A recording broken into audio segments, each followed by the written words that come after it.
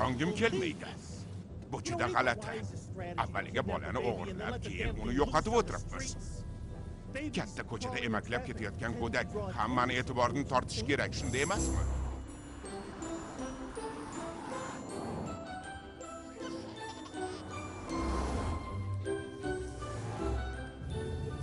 Ana bu yerdan chapga. Ha, to'g'ri. Chapga.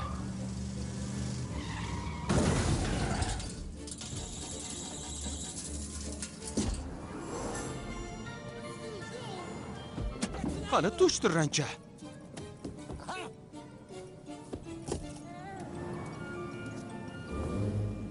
Qaranglar. Ana u. Meni pullarim. Axir u go'dak, tushunyapsizlarmi, go'dak? Ular biz o'ylagandan ko'ra xavfliroq ekan.